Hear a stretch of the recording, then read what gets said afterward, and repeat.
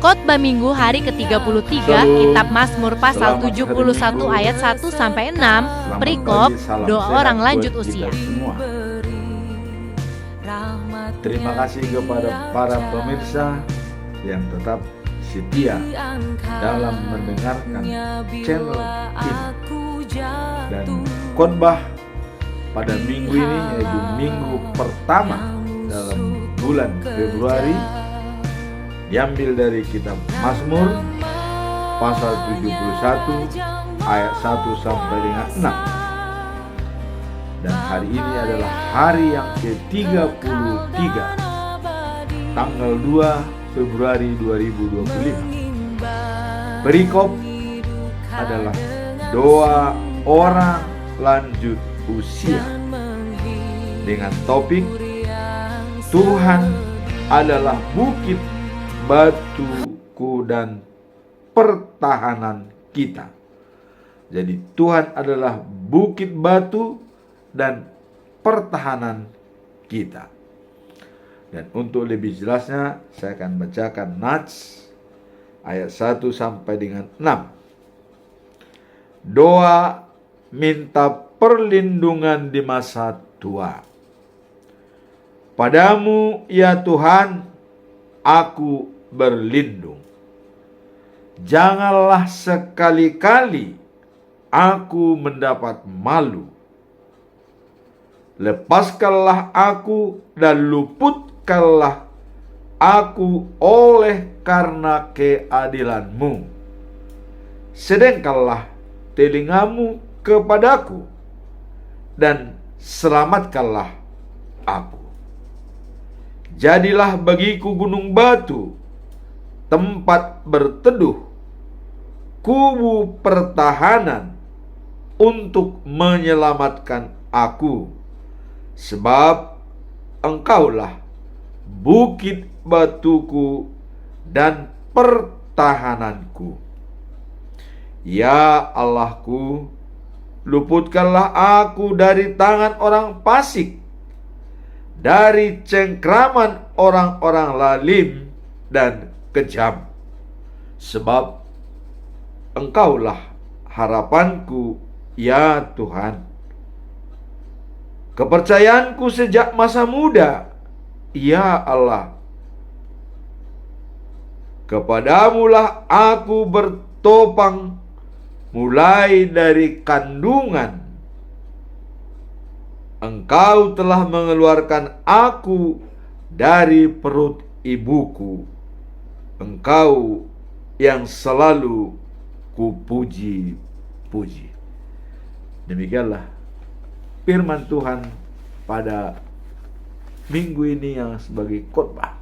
Kemudian kita masuk dalam epistel, yaitu prakhotbah, diambil dari kitab Ibrani pasal 2 ayat yang ke-14 sampai dengan 18. Demikian bunyinya.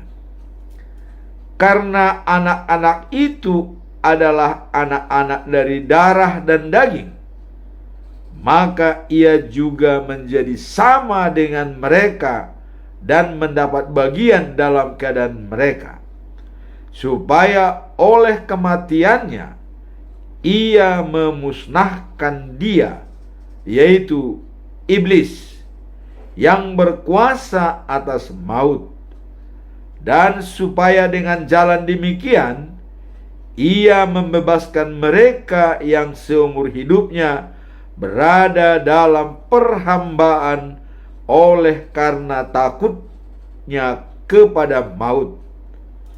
Sebab sesungguhnya bukan malaikat-malaikat yang ia kasihani, tetapi keturunan Abraham yang ia kasihani. Itulah sebabnya maka dalam segala hal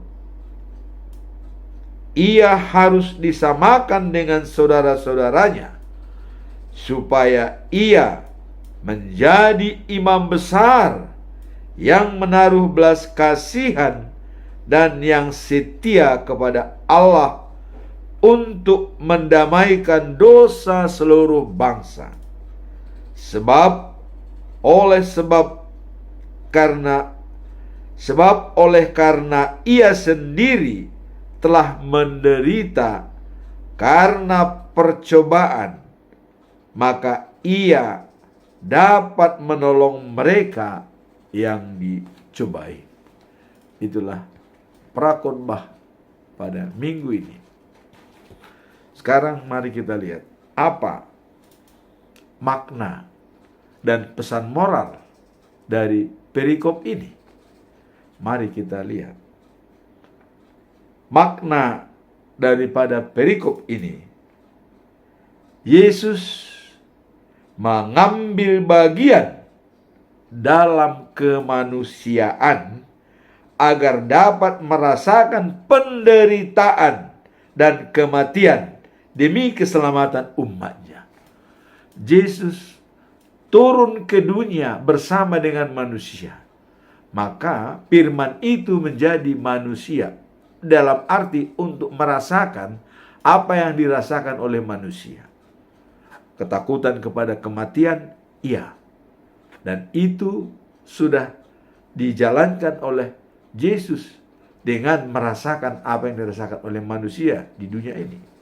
Nah, kemudian menyoroti yang disoroti oleh Yesus adalah Yesus tidak hanya sebagai Tuhan yang jauh, ya, yang selama ini yang mungkin dibayangkan oleh orang, tetapi juga sebagai imam besar yang berempati atau merasakan apa yang dirasakan oleh orang lain. Juga sebagai imam besar terhadap, ya, kelemahan dan penderitaan manusia. Jadi dia sebagai imam besar terhadap orang-orang yang lemah dan orang-orang yang menderita, sehingga nyata bahwa kemanusiaan Yesus bersatu dengan manusia yang ada di dunia ini. Nah, ini sebagai makna daripada perikop ini. Kemudian apa pesan moral dari perikop ini? Mari kita lihat, ya. Melalui kematiannya, ya, ia menghancurkan kuasa si jahat atau iblis dan memberikan kebebasan bagi orang-orang yang takut akan kematian. Jadi Yesus menunjukkan orang-orang yang takut pada kematian, dan Yesus akan buktikan bahwa kematian itu tidak menguasai dia. Ini yang mau disampaikan. Kalau kematian dikuasai oleh iblis, tetapi kehidupan dikuasai oleh Allah, Yesus menunjukkan hal ini supaya orang tidak takut mati. Inilah pesan moral daripada ayat ini. Jadi menunjukkan bahwa Yesus mengundang kita untuk percaya dan tidak takut menghadapi kematian. Jadi ada percaya dan tidak takut akan kematian. Inilah yang dikatakan pesan moral daripada ayat ini, di mana intinya adalah pentingnya imam percaya kepada Kristus yang menjadi pengharapan dan kekuatan bagi kita dalam menghadapi tantangan hidup. Nah, jadi kalau dikatakan dalam Ibrani pasal 2 ayat 14, ya, anak-anak maksudnya adalah makhluk manusia yang dapat mati. Maka Yesus sendiri menjadi sama dengan mereka dan hidup dalam keadaan manusia. Ia berbuat begitu, ya, supaya dengan kematiannya ia dapat menghancurkan si iblis yang menguasai kematian. Jadi jelas, si iblis menguasai kematian, Yesus dapat menghancurkan paradigma bahwa akhir hidup manusia adalah kematian. Ternyata dia bangkit kembali dan hidup, dan itu adalah kuasa daripada Allah. Nah, sehingga dengan demikian, ya, dapat membebaskan orang yang seumur hidup diperbudak ya, oleh ketakutan ya, dalam hal kematian. Kemudian dikatakan juga tadi, dia bukan menolong malaikat, tidak, tapi dia adalah membantu keturunan Abraham yang percaya kepada Tuhan. Nah, jadi karena Yesus pernah dicobai dan menderita, maka ia dapat menolong orang yang terkena cobaan. Jadi dia makanya bersatu dengan manusia. Ia dicobai dan dia bisa membantu orang yang kena pencobaan. Nah, itulah prakhotbah pada minggu ini, makna dan pesan moral yang bisa kita lihat. Melalui kematiannya, ia menghancurkan si jahat. Itulah pesan moral. Dan maknanya kita lihat tadi bahwa Yesus mengambil bagian dalam kemanusiaan agar dapat merasakan penderitaan.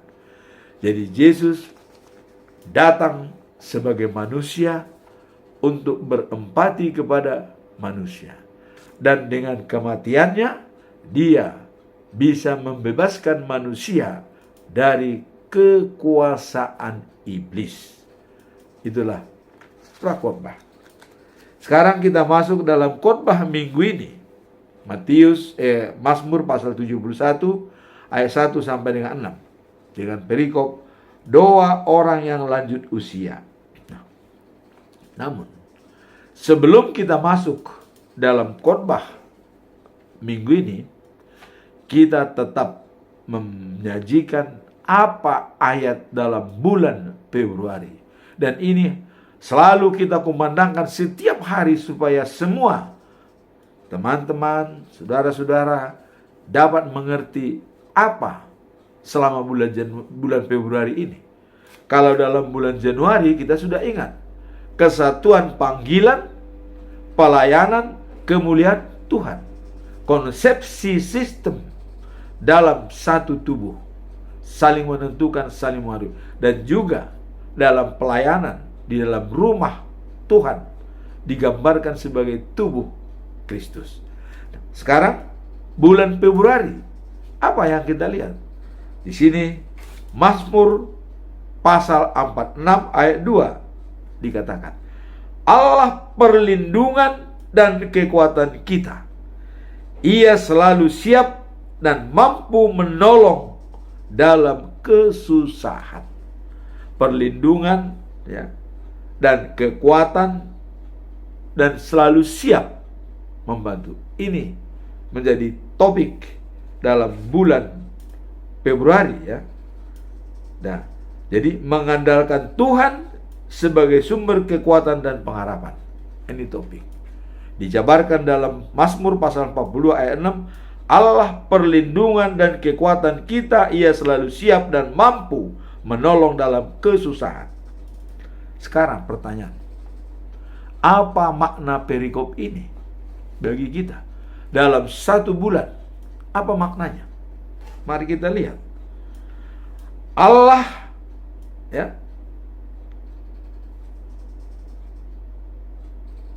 melindungi dalam setiap saat. Dan makna perikop ini adalah apapun terjadi di dunia ini, apapun terjadi di dunia ini, bumi berubah ya. Bumi berubah dan gunung-gunung bergoyang dalam laut dan bisa menimbulkan tsunami. Tapi kita tidak takut. Mengapa? Karena adanya perlindungan dan keamanan yang kita miliki dari Tuhan. Meskipun di tengah situasi yang tidak menentu. Jadi dalam situasi kalap, situasi yang gusar, situasi yang tidak menentu, jangan takut. Ada yang kita miliki yang memberikan perlindungan dan kekuatan. Tuhan semesta alam. Itulah makna daripada perikop ini. 1 bulan harus kita kumandangkan ini. Nah kemudian, apa pesan moral dari perikop ini? Mari kita lihat ya. Pesan moralnya adalah pentingnya memiliki iman yang teguh kepada Tuhan dan menjalankan karakter Tuhan dalam situasi yang tidak menentu dan menghadapi tantangan yang besar dalam hidup kita. Jadi pentingnya memiliki iman yang teguh, ya, yang kuat, dan menjalankan karakter Tuhan. Apa karakter Tuhan?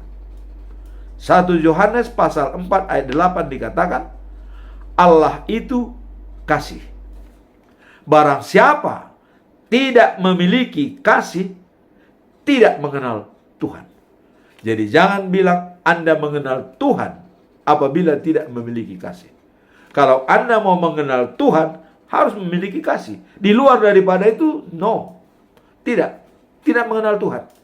Walaupun Anda punya harta banyak, bisa memberikan sebanyak-banyaknya, hanya karena ria, atau karena melihat orang lain, atau pamer, ya.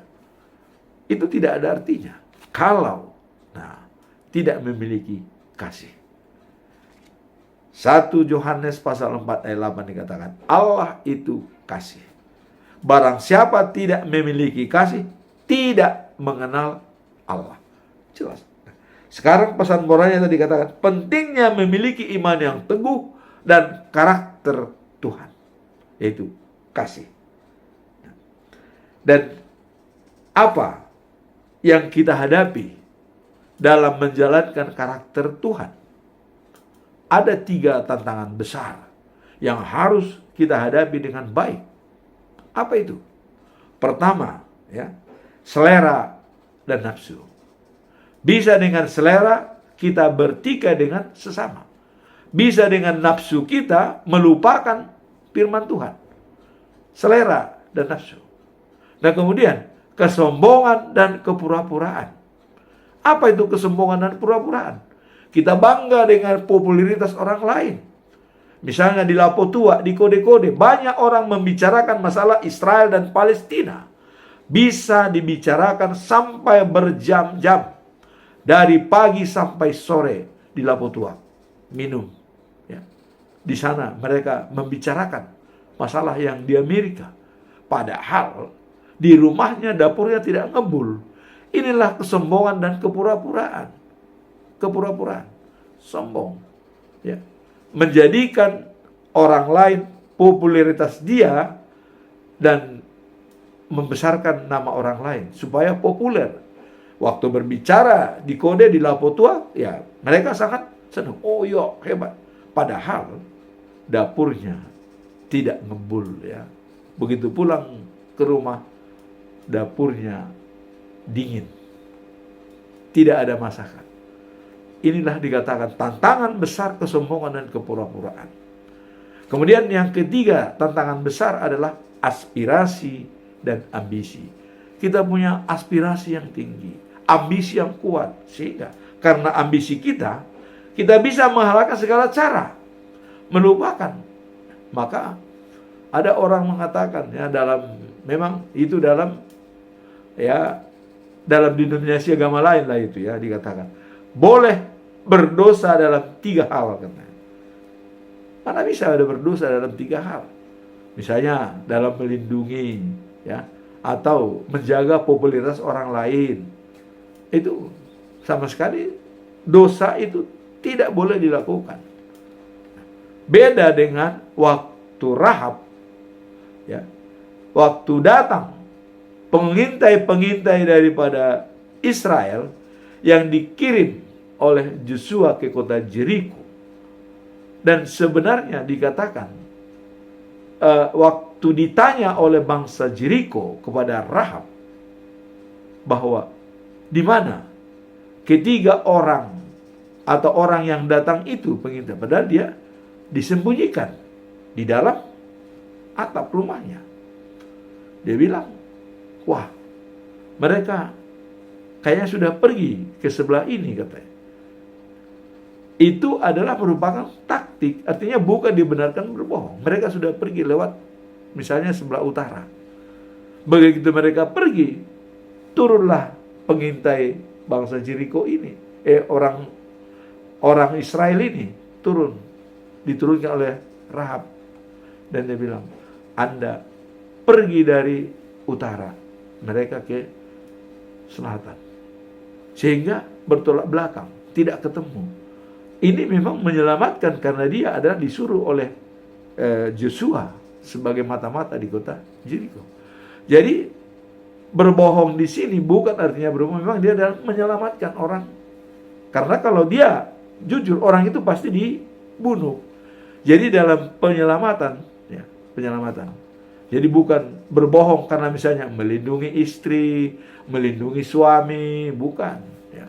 Ini benar-benar karena Tuhan menyuruh Joshua untuk mengirim mata-mata ke Jeriko. Jadi ini ada di Tuhan. Tapi kalau misalnya kita berbohong, misalnya ada orang, di mana Bapak? Dia bilang lagi jalan, padahal dia ada tidur di rumah. Ini tidak bisa, karena ini adalah kehendak manusia, bukan kehendak Allah. Jadi kita melakukan sesuatu, misalnya dikatakan itu berbohong, tapi kalau itu kehendak Tuhan, jalankan. Tapi kehendak manusia tidak boleh. Jadi apapun yang kita lakukan, semua berfokus kepada Tuhan.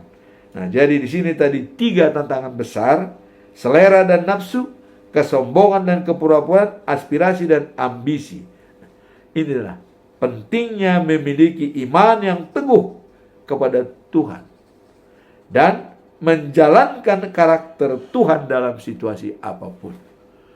Dalam menjalankan karakter Tuhan kasih ini, dihadapi tantangan tadi yang 3 besar ini yang harus kita selesaikan dengan baik.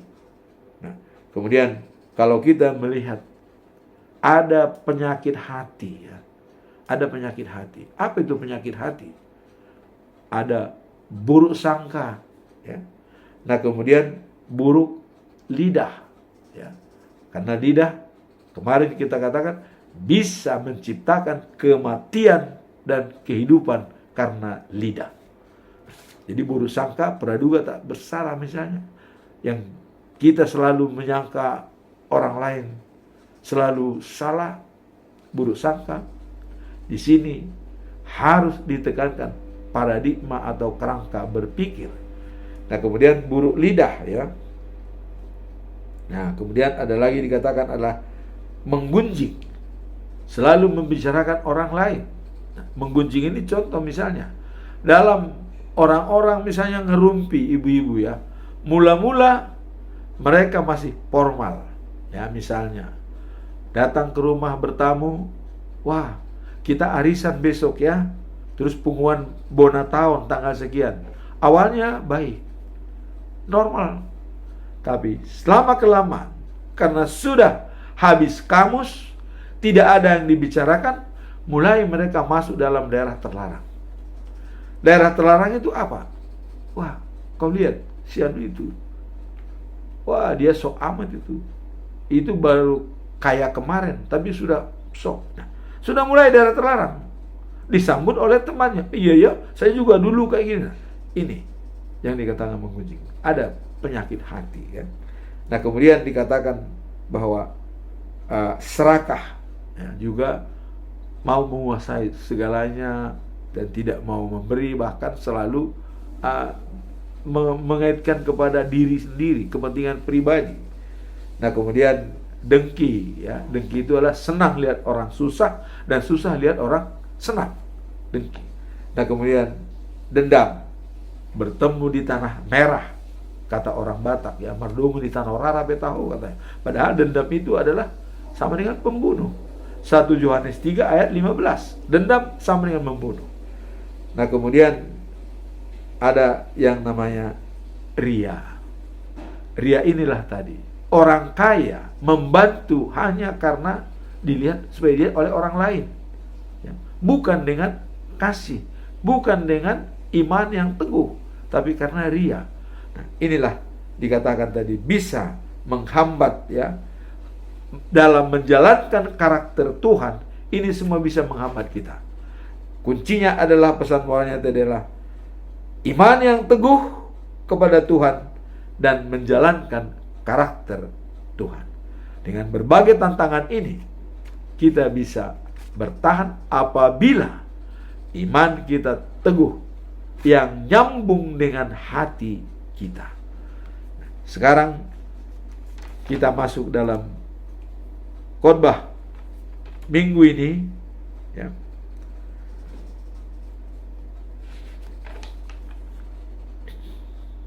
Yaitu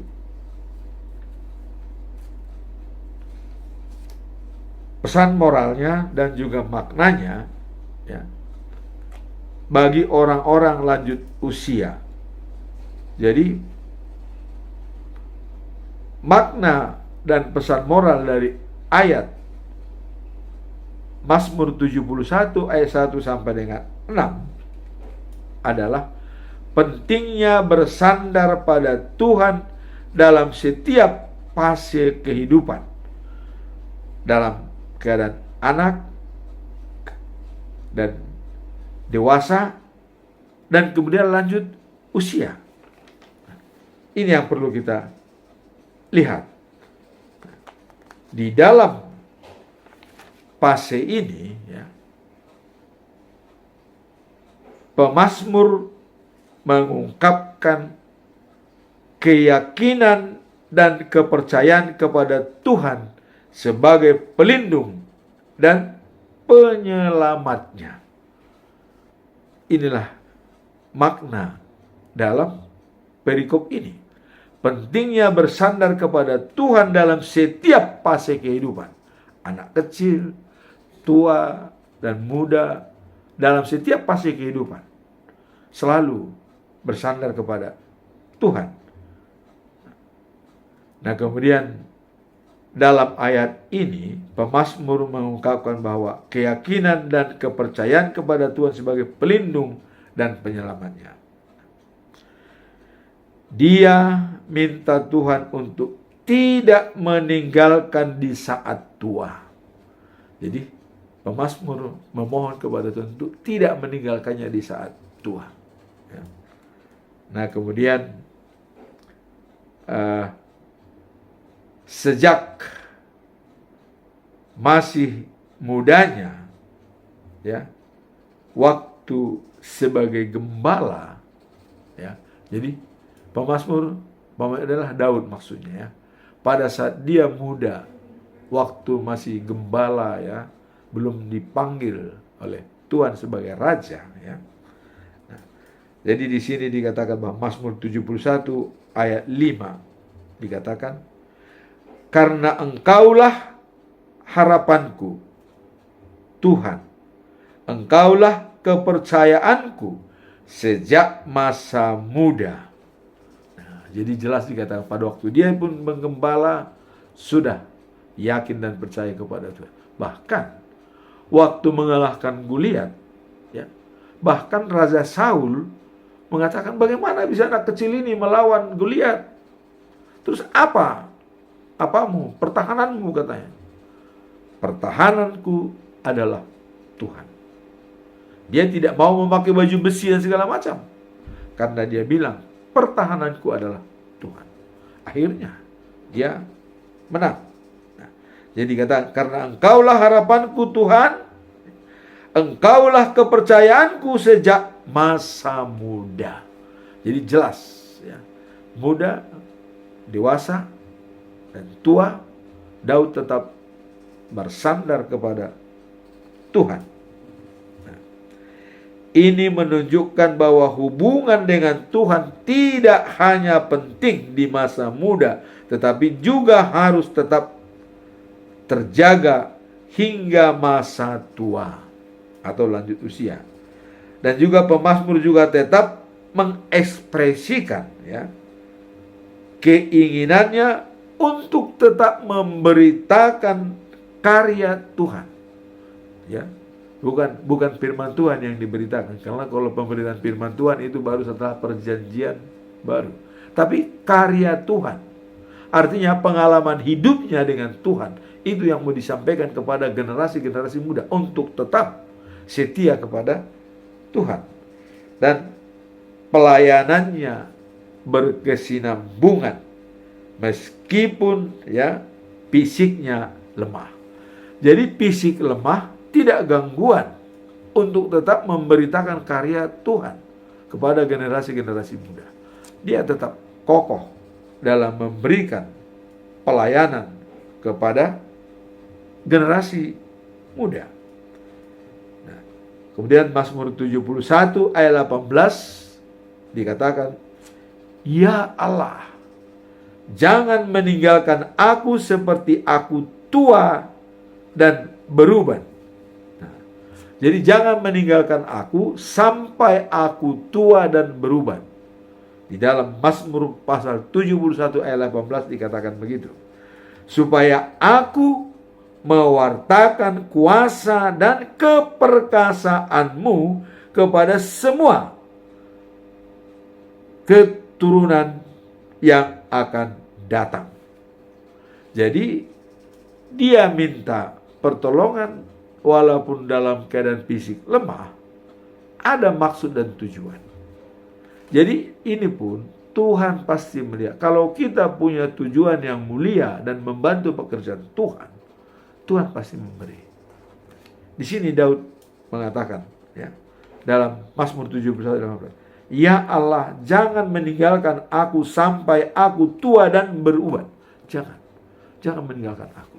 Dengan alasan, supaya aku mewartakan kuasa dan keperkasaanmu kepada semua keturunan yang akan datang. Jadi supaya berkesinambungan maksudnya. Jadi ada tujuan. Kita pun kalau memang ada tujuan kita bisa minta kepada Tuhan apa saja. Ya saya tahun 2003 saya memohon kepada Tuhan karena saya lihat Musa berumur sampai 120 tahun sehat. Musa memulai kegiatannya yang paling baik adalah waktu umur 80 tahun. Begitu dipilih dia dari Mesir, membawa bangsa Israel, umurnya 80 tahun. Coba. Nah sekarang, kita baru berumur misalnya 70 tahun, masih jauh, masih bisa berkarya. Nah, memang kalau ada tujuan tertentu, Tuhan membiarkan, memberikan kesempatan. Tapi kalau kita memang tidak ada tujuan, ya mungkin akan lain ceritanya. Tapi Musa umur 80 tahun ditugaskan untuk membawa bangsa Israel dari Mesir. Dan sampai berumur dia 120 tahun. Dan saya tahun 2003 memang meminta kepada Tuhan. Si Musa kok bisa umur 120? Saya minta kepada Tuhan, umur saya 120 tapi sehat, tidak sakit-sakitan. Nah kalau harus sakit-sakitan tidak perlu berumur panjang. Itu bisa kita minta. Dan saya rasakan, dan memang saya punya tujuan. Nah, mungkin inilah, saya 2 tahun ini sudah mencoba menggali firman Tuhan untuk pembelajaran kepada generasi muda. Supaya mereka ada keyakinan bahwa kita memberitakan keperkasaan dan karya Tuhan. Mulai dari Mesir sampai ke tanah Kanaan, dari tanah Kanaan sampai kelahiran Tuhan Yesus. Itu harus kita mantap menganalisa semuanya. Harus bisa kita analisa. Dan dasarnya Alkitab. Alkitab. Nah maka Martin Luther mengatakan ada 3 pokok pengajaran agama Kristen. Pertama, dikatakan bahwa keselamatan itu anugerah, sola gratia. Nah kemudian kita dibenarkan karena iman, sola fide. Maka tadi katakan iman yang teguh berhubungan dengan batin kita. Nah, ketiga adalah kita bisa mempelajari iman percaya dan bisa menerima anugerah atau keselamatan itu anugerah hanya berdasarkan Alkitabiah atau sola scriptura. Hanya Alkitab dasar kita untuk bisa melihat jalan dan bisa melihat tujuan hidup dan bisa menerima keselamatan yang diberikan cuma-cuma oleh Tuhan. Alkitabiah. Jadi di sini dikatakan tadi dalam Mazmur pasal 71 ayat 18, "Ya Allah, jangan meninggalkan aku sampai aku tua dan beruban." Supaya, jadi ada tujuan, supaya aku mewartakan kuasa dan keperkasaanmu kepada generasi penerus. Jadi Daud memang benar-benar meminta dia umur panjang, ya, sampai tua dan beruban, untuk bisa mewartakan keperkasaan dan karya Tuhan kepada generasi penerus. Jadi ada continue effort, ada lasting continue effort, atau berkepanjangan, berkesinambungan. Ya.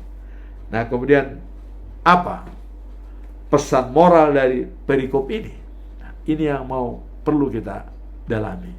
Kalau maknanya tadi adalah pentingnya bersandar pada Tuhan dalam setiap fase kehidupan, tua, muda, ya, tetap bersandar kepada Tuhan.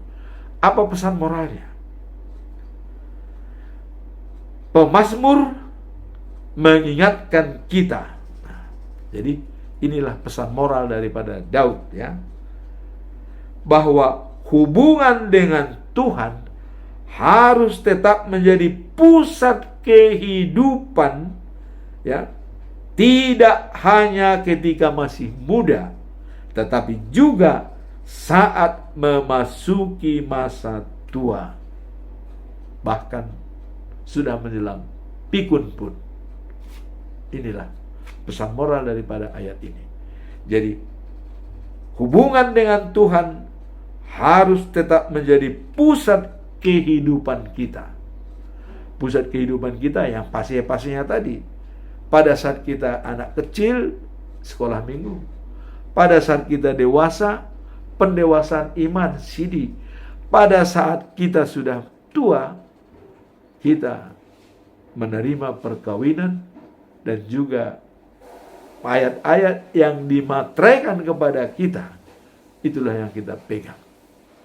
Di sini dikatakan tadi, kepada semua, ya, keturunan yang akan datang untuk generasi muda.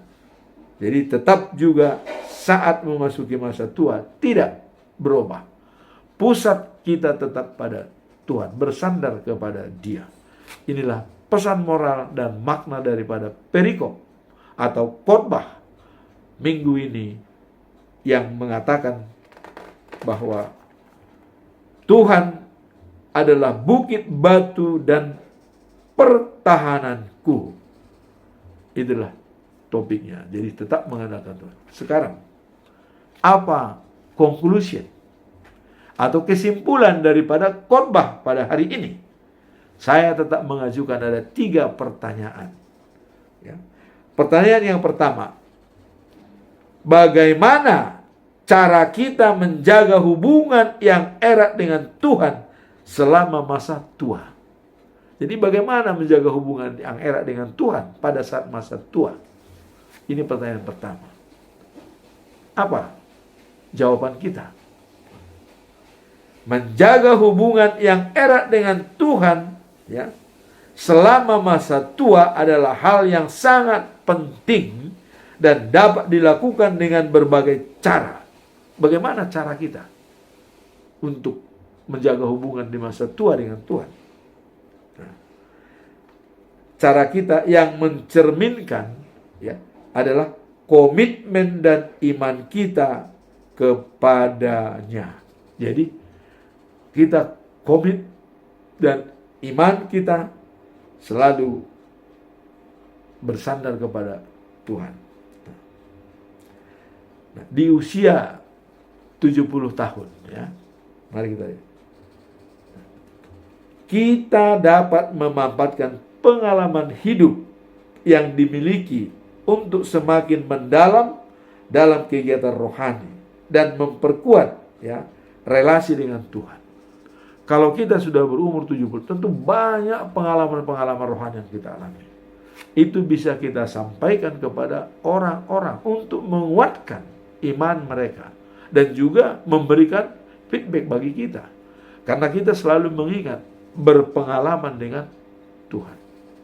Inilah satu contoh. Dan saya sangat berpengalaman dalam hidup saya. pada saat saya datang ke Cilegon, saya memiliki ilmu-ilmu yang diberikan dari kampung.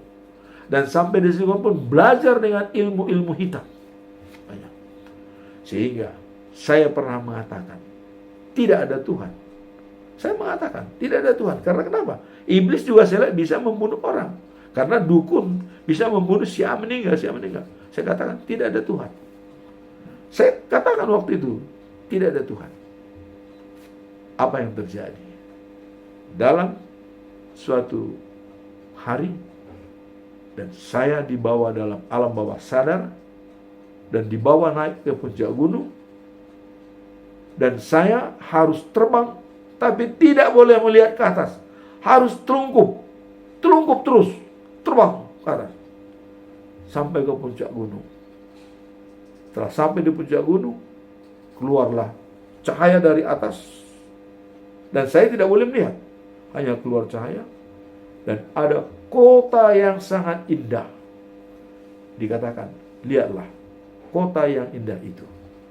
Dan kota itu warnanya biru semua, tidak ada warna lain, semua biru. Semua biru warnanya, sangat indah sekali. Apa kata-kata dari dia? Akulah Tuhan Allahmu, tidak ada Allah lain. Dari situ saya putuskan bahwa hanya dialah yang patut disembah, dan semua dunia ini tidak ada artinya. Akhirnya semua ilmu hitam, ilmu yang hebat dari Banten itu saya buang, dan saya masuk jadi anggota Penatua tahun 1992 dan ditahbiskan tanggal 7 Juli tahun 1992. Dan apa ayat kepada saya yang ditahbiskan? Itu yang dihadapi oleh Petrus dan Yohanes pada saat mereka dihakimi atau dibawa oleh kaum guru-guru agama, hakim-hakim. Apa dia bilang? Jangan pernah memberitakan lagi firman berdasarkan nama Yesus, katanya. Padahal Yesus sudah disalib. Mereka bekerja. Jangan beritakan lagi firmanmu dengan nama Yesus. Itu benar-benar dilarang. Tapi apa kata mereka? Dalam Kisah Para Rasul,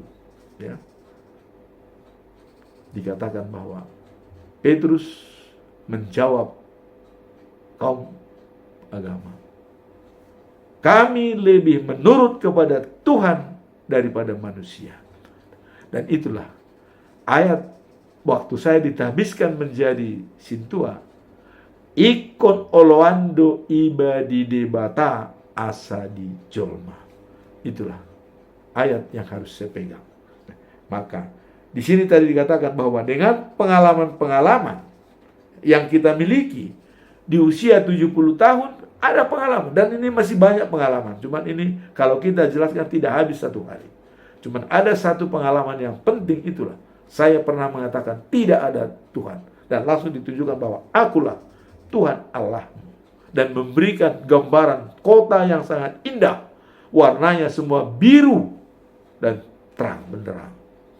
Itulah pengalaman kita. Jadi itu bisa kita sampaikan, pengalaman tersebut kepada generasi muda untuk menguatkan iman percaya mereka bahwa tiada Tuhan selain Allah, memang begitu. Hanya Dia. Jadi jelas memberikan keyakinan kita semakin mendalam. Nah, kemudian salah satu cara dapat dilakukan rutin yang kita lakukan, berdoa dan baca firman Tuhan. Itulah cara kita. Di usia yang sudah lanjut, itu tugas kita, berdoa dan baca firman. Karena kenapa? Kita tidak perlu lagi mau makan yang enak, karena sudah berubah pola hidup, pola makan sudah berubah. Hanya pola kita dalam menghadapi firman Tuhan yang sangat meningkat. Jadi yang semakin meningkat dalam usia tua adalah pemberitaan firman Tuhan. Waktu muda kita tidak banyak, tapi waktu tua itulah yang meningkat. Karena pada waktu muda kita kuat, tapi begitu tua kita lemah. Jadi yang meningkat pada masa tua hanyalah baca firman dan pemberitaan firman Tuhan. Itu yang meningkat. Yang lainnya sudah turun semua. Sudah mulai pikun, sudah mulai fisik lemah, Tapi dalam membaca firman dan meyakininya itu tidak pernah berkurang. Nah, kemudian dalam Mazmur 119 ayat 105 dikatakan ya, firman-Mu pelita bagi kakiku dan terang bagi jalanku. Jadi firman-Mu itu terang bagi firman-Mu itu pelita. Artinya pelita itu tuh suluh kita ya, pelita kita dalam kaki kita untuk bisa melangkah ya. Kemanapun kita pergi harus punya pelita atau senter. Nah, kemudian terang bagi jalanku. Jadi jalan kita menjadi terang. Inilah pedoman kita. Nah, kemudian firman-Mu pelita bagi kakiku dan terang bagi jalanku. Ini bisa kita lihat dalam kumpulan punguan-punguan. Contoh punguan persautaan. Kita nanti bergabung dengan komunitas. Dan di sana juga ada pemberitaan firman Tuhan. Mari kita mendengarnya dengan baik. Dimanapun kita berada, di perkumpulan, di komunitas manapun, selalu ada pemberitaan firman Tuhan. Itu harus kita fokus selain menjalankan tugas yang lain.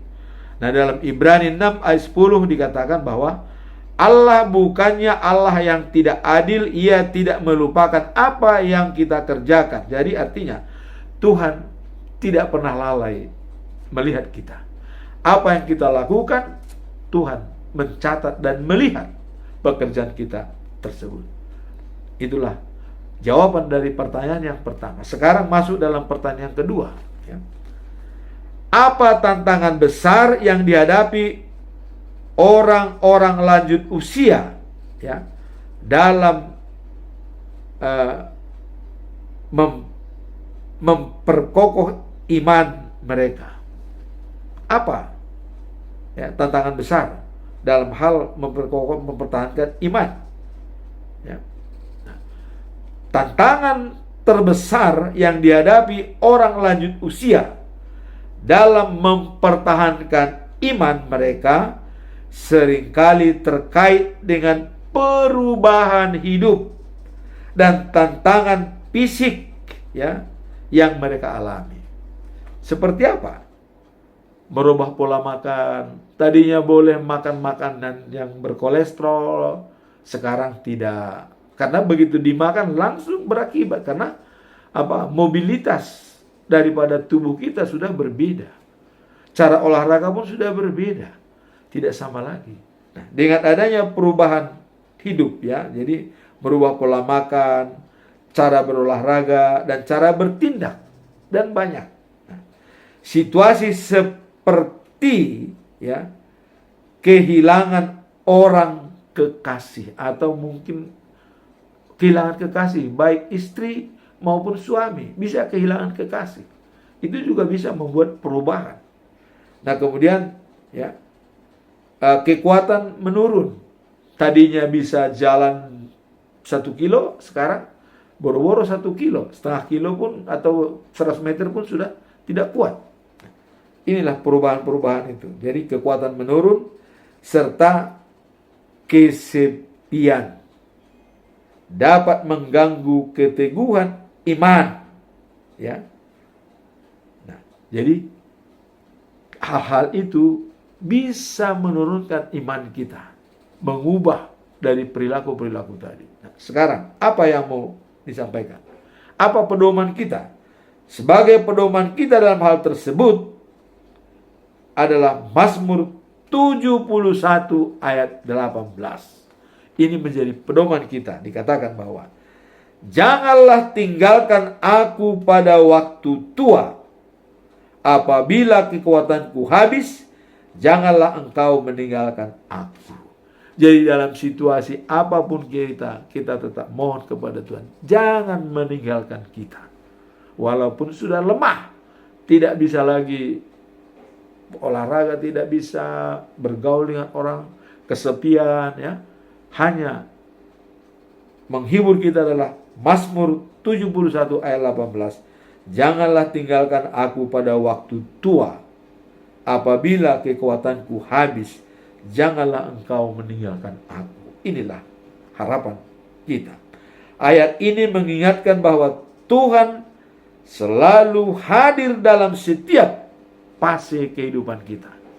Anak kecil, masa muda, dan masa tua. Dalam setiap fase kehidupan, Tuhan selalu hadir. Nah, kuncinya apa?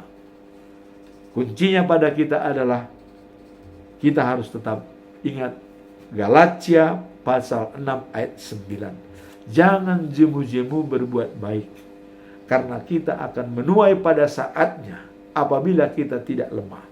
Jangan sampai dengan usia lanjut itu menjadi kita lemah atau meninggalkan segalanya. Ada saya lihat orang dalam mudanya dia hebat, ya, pengacara dan juga ahli hukum bicara, tapi begitu tua mulai dia otaknya miring dan sudah pergi kemana-mana jalan.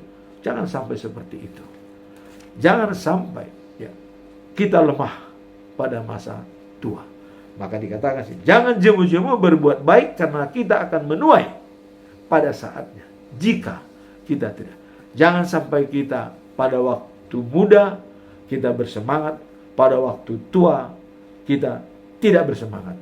Semangat itu dalam fase apapun kita harus tunjukkan. Bahkan kalau bisa, waktu kita muda tidak bisa membaca firman karena kesibukan pekerjaan, tapi pada saat tua, waktu kita 24 jam bisa baca firman. Karena tidak ada yang mengganggu. Tidak ada lagi yang mengganggu pekerjaan segala macam. Kita fokus pada firman Tuhan. Nah, sekarang terakhir pertanyaan ketiga adalah seperti apa ya bentuk pelayanan yang relevan bagi mereka yang memasuki usia lanjut. Jadi pelayanan seperti apa yang dilakukan oleh orang-orang yang sudah berusia lanjut? Pelayanan yang relevan bagi mereka yang memasuki usia senja dan ya ingin memberitakan karya Tuhan mencakup beberapa cara, yaitu yang dapat melakukan sesuai dengan kemampuan dari masing-masing. Jadi ada talenta, ada kemampuan. Mari talenta itu kembangkan, karena dalam waktu masa muda kita sudah banyak berkarya, memberikan, apakah sebagai guru, apakah sebagai pejabat, apakah sebagai pimpinan dimanapun, itu perlu kita sampaikan. Nah, maka sekarang pun kita orang-orang yang sudah pensiun hamba Tuhan itu masih dipakai tetap dalam pemberitaan firman Tuhan, karena dia masih tetap kita lihat pengalaman hidupnya untuk disampaikan. Nah, jadi sekarang pada usia tersebut, nah, seseorang dapat berkontribusi dengan pengalaman hidupnya dalam kebijaksanaan ya yang dimiliki untuk menuju orang lain mengenal kasih Tuhan. Jadi dengan pengalaman orang semakin yakin dan percaya kepada Tuhan. Nah, dalam Wahyu 12 ayat 11 dikatakan ya, saudara-saudara kita sudah mengalahkan dia dengan darah anak domba itu dan dengan berita benar, dan Allah yang mereka kabarkan ya, mereka rela mengorbankan nyawa mereka sampai mati. Nah, ayat ini mengingatkan kita tentang berbagai hal. Pertama ialah kita dapat mengalahkan musuh melalui kesaksian kita. Nah, kemudian selain itu terlihat dalam kelompok studi Alkitab di gereja maupun di tempat-tempat tertentu, dalam komunitas ya, itu bisa bermanfaat untuk mengajarkan orang lain. Nah, dalam Ibrani 13 ayat 16 dikatakan ya, dan janganlah kamu lepas berbuat baik dan membagi-bagikan apa yang kamu miliki, karena ya korban-korban yang demikianlah yang berkenan kepada Allah. Nah, jadi yang kita miliki itu kita bagikan kepada orang. Nah, kemudian ya korban-korban yang demikianlah ya yang berkenan kepada Allah. Jadi kita banyak pengalaman masa hidup kita. Baik itu sebagai pengorbanan atau pengalaman untuk kita berserah kepada Tuhan, banyak yang kita alami. Nah, itu perlu kita sampaikan. Ayat ini mengingatkan tentang pentingnya berbuat baik dan membagikan apa yang kita miliki sebagai bentuk pelayanan kepada Tuhan. Jadi pengalaman kita bersama Tuhan dalam hidup kita itu perlu kita sampaikan kepada orang-orang agar orang lain juga bisa membagikan. Inilah pekerjaan daripada orang dalam masa tua. Dalam konteks menuju usia senja, hal ini menjadi relevan karena banyak orang-orang yang memiliki kekayaan pengalaman dan kebijaksanaan yang dapat dibagikan kepada generasi yang lebih muda, serta keterlibatan dalam kegiatan baik dalam menjadi cara untuk memberitakan karya Tuhan. Jadi dalam pemberitaan karya Tuhan banyak cara. Pengalaman orang tua itu sangat kita butuhkan. Nah, melalui tindakan berbagi ini, seseorang tidak hanya memberikan inspirasi bagi orang lain. Jadi dengan memberikan berbagi, tidak hanya memberikan inspirasi bagi orang lain, tetapi juga merasakan kepuasan spiritual yang mendalam. Jadi hal ini memperkuat bahwa usia senja atau tua bukanlah akhir dari kontribusi bagi kerajaan Allah, melainkan kesempatan emas untuk meninggalkan warisan iman yang kuat. Jadi masa tua itu itu adalah kesempatan emas untuk mewariskan apa yang kita alami. Kalau kita diberikan lanjut usia, jangan sia-siakan. Itu yang mau dimaksud. Berikanlah pengalamanmu itu kepada semua orang, baik dengan cara langsung atau tidak langsung, dan bisa seperti melalui digital yang sangat canggih pada saat ini, baik melalui TikTok. Nah, kita lihat dalam TikTok dari Amerika, Edis TV itu mencerahkan sekali, memberikan pengertian-pengertian tentang Alkitab. Nah, jangan sia-siakan masa tuamu untuk memberikan firman Tuhan. Nah, kemudian itu adalah kesempatan emas untuk meningkatkan warisan, untuk meninggalkan warisan iman yang kuat kepada generasi penerus. Kemudian kita berpulang Galatia 6 ayat 9, jangan jemu-jemu berbuat baik, karena kita akan menuai pada saatnya kalau kita tidak lemah. Dan Matius 7 ayat 12 dikatakan, apa yang hendak kamu inginkan diperbuat oleh orang lain, perbuatlah seperti itu. Dan kemudian 1 Yohanes 4 ayat 8, Allah itu kasih. Barang siapa tidak memiliki kasih, tidak mengenal Allah. Kemudian 1 Petrus pasal 4 ayat 8, kasih bisa menutupi dosa. Apabila kita mengasihi, dosa bisa ditutupi. Nah, kemudian kesimpulan kita terakhir, 1 Korintus 13 ayat 13 dikatakan, ada 3 hal di dalam hidup kita. Pertama, pengharapan. Kedua, iman percaya. Dan ketiga adalah kasih. Tapi dari ketiga ini, kasih lebih besar. Karena itu adalah karakter daripada Allah. Orang mengasihi adalah merupakan menjalankan karakter Allah. Amin. Tuhan memberkati kita semua.